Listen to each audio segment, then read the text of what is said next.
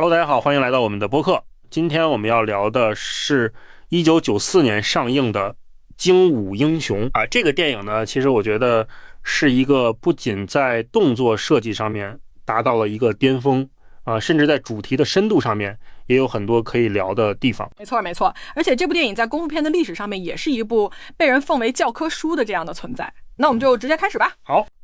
那咱们就先聊聊吧，就是这个精武英雄为什么这么多年之后还能够让大家这么喜欢？就是它其实是一个翻拍自李小龙的《精武门》，然后呢，它是由陈嘉上导演、李连杰主演的这样一个作品。它其实在动作的设计上面是有一个革新的，在主题的深度上面也有一个突破。虽然它当时在香港的票房不是特别好，但是它其实通过后来的录像带还有电视的播放，成为了几代人的一个共同的记忆。现在它在豆瓣上面仍然保持着8.7分的这样的一个高分，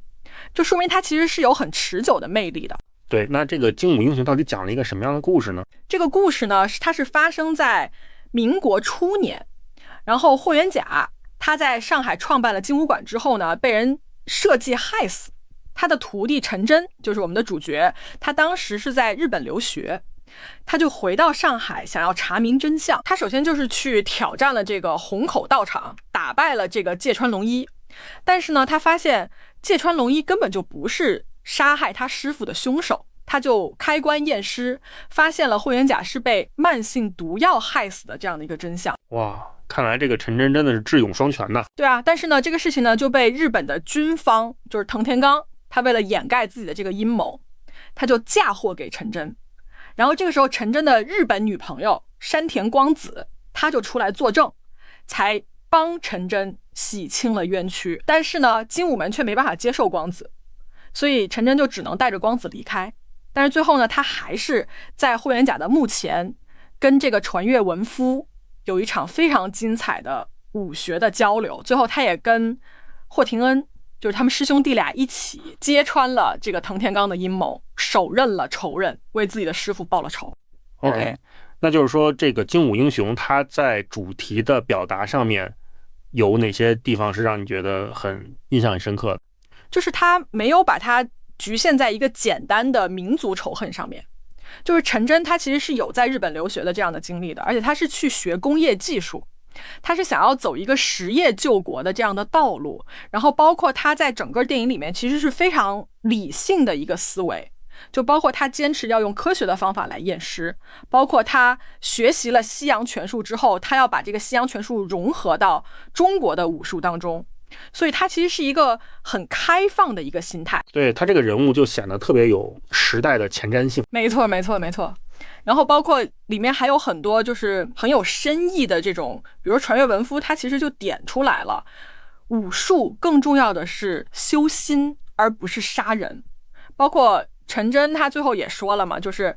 什么才是真正的民族自信，就是中国人的地方只要是中国人都可以进来。所以他其实是有一些这种反思在里面的，对狭隘民族主义的反思，包括对武道精神的一个比较深层次的探索。所以这个就让这个电影有了超越一般的功夫片的这种思想深度。对，这个电影的动作设计真的是让你过目难忘啊。那你觉得它的精彩之处到底在哪里？这个电影的动作设计就是它的灵魂。就这个电影的武术指导是袁和平，然后他设计的3场大战，每一场都各有各的精彩，各有各的意义。你比如说第一场他去虹口道场踢馆的时候，他用的是截拳道的后发先至的这样的一个理念，他的动作非常的精准，也有很多这种实战的关节技，包括他有一个单手3指俯卧撑接一个腾空侧踢，哇，那个真的是太厉害，就是把李连杰的这个巅峰的状态完全展现出来了。对对对，这个就是李连杰的这种身体的控制能力真的让人啧舌。然后第二场就是他跟那个传阅文夫的那场蒙眼的对决，这个就更有哲学意味了，就是它是一个类似于京剧的3岔口的那种无实物的表演，通过这种树叶的飘落和石头的破碎来展现他们2个人的功力的对比。最后一场就是跟这个藤田刚的这个对决，就更像是一场真实的格斗。就是他一开始是硬拼失败了之后，他马上就转换策略，利用他的关节，利用武器，最后把他打败。所以这个就更像是一场真实的你死我活的这样的一个格斗。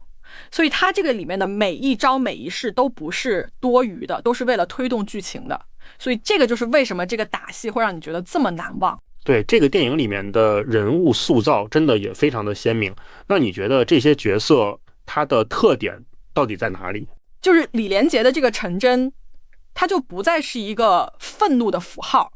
他更像是一个有理性有学识的一个现代的侠客。你比如说他会用化学的知识来分析毒物，然后他会用解剖学的知识来指导他的攻击。包括钱小豪的这个霍廷恩，他其实是一个从颓废到觉醒的这样的一个过程，他的这个转变其实是非常有现实意义的。包括这个传阅文夫，他的这个仙风道骨，他对于武术的这种哲理性的思考，包括这个藤田刚，他的那种军国主义的那种野蛮，就是他把这些人物都塑造得非常的鲜明。对，这个精武英雄他的影响力真的是非常的深远。那你觉得他的成功到底体现在哪些地方？这个电影其实他当时在香港的票房只有1478万港币，然后排名是第24名，这个成绩其实很一般，甚至让李连杰的振东公司都陷入了一个财务危机。但是呢，他在北美的录像带的出租收益却高达13800万港币。包括在法国，有影迷甚至对陈嘉上行跪拜礼，包括这个昆汀塔伦蒂诺也把它奉为动作片的圣经，包括现在他也被誉为是中央6套的镇台之宝。包括钱小豪的儿子在美国上电影课的时候，老师还拿他们的这个对打场面作为教学案例，所以就是他的这种影响力是非常非常深远的。对，这个就是真的是超越了语言和文化的这种魅力啊！没错，没错，没错，就是它是一个文戏和武戏、哲学的思辨和视觉的冲击完美的结合在一起。它不仅仅是提升了功夫片的层次，它还成为了一个文化研究的一个范本。就是它是一个真的是一个跨时代的一个经典。对，所以这个精武英雄它到底有哪些值得我们重新去品味的价值呢？就是它其实是通过武术这个载体来探讨了一个非常非常深刻的问题，就是武术到底为什么而存在。你比如说他最后陈真跟传阅文夫的那场蒙眼的交手，它其实是一种技巧的较量，但同时也是一种不同文明之间的交流和对话。